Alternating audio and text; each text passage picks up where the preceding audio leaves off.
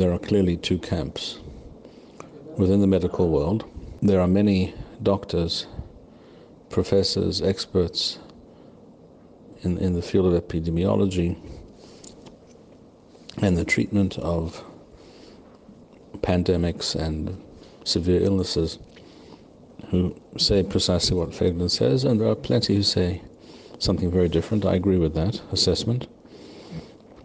I would point out, however, that the real difference between these experts is not their medical knowledge, or it's not different schools of medical professional thought,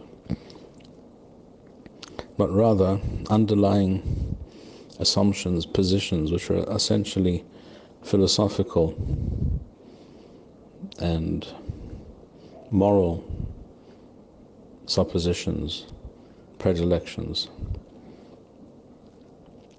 And when it comes to that, there is a clear establishment position, both in the medical world and, first of all, in the medical world. And that is why you tend to hear mainly, not exclusively, but you have to be a bit more persistent and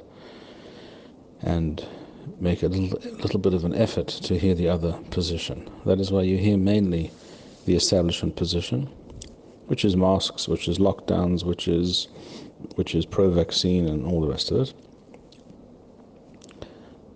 And you hear much less of the other position because there is a medical establishment, and because the media, which is part of the overall establishment, supports that medical establishment, because in many ways they're on the same wavelength for various reasons, which we won't go into now. In other words, there are disagreements between medical doctors, professors, epidemiologists, what have you,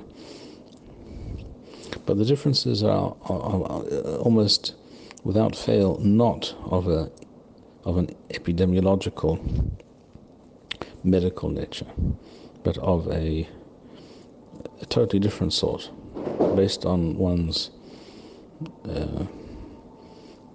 value system, what one considers to be important in human society.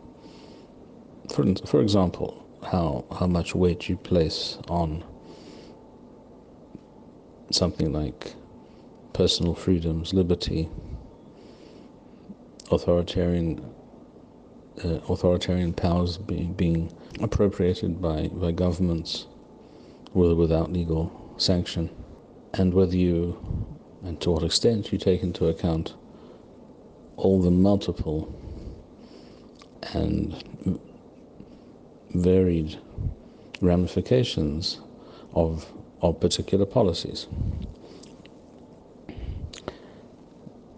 I lean towards Feiglin's positions on this and on many other things. And I'm not surprised that I find myself again leaning in his direction. And I'm not surprised that most people do not. I think that most people are given to groupthink. When I say most people, I mean rabbis, doctors, scientists, thinkers and non-thinkers, your average person on the street. Most people are given to groupthink.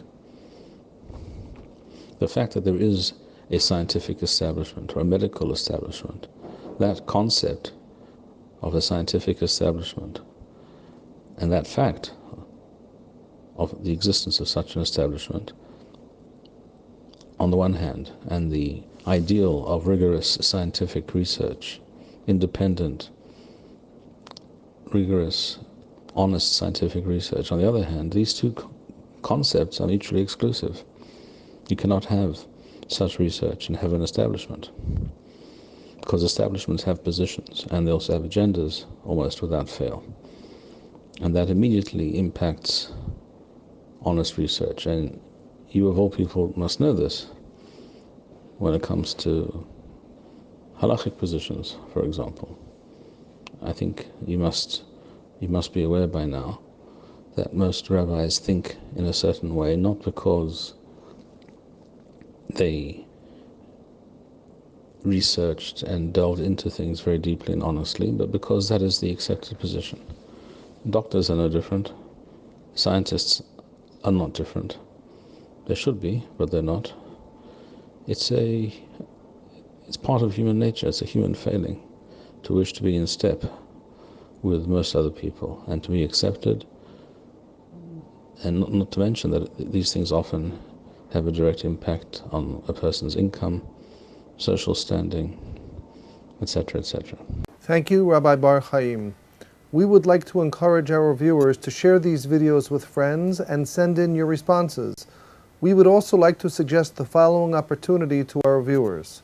If you identify with Rabbi Bar-Hayim's message and would like to sponsor or dedicate a video interview with the rabbi in honor or memory of a loved one, if you would like to obtain Birkon Nusach Eretz Yisrael or invite the rabbi for a speaking engagement, please email us at office@machonshilo.org.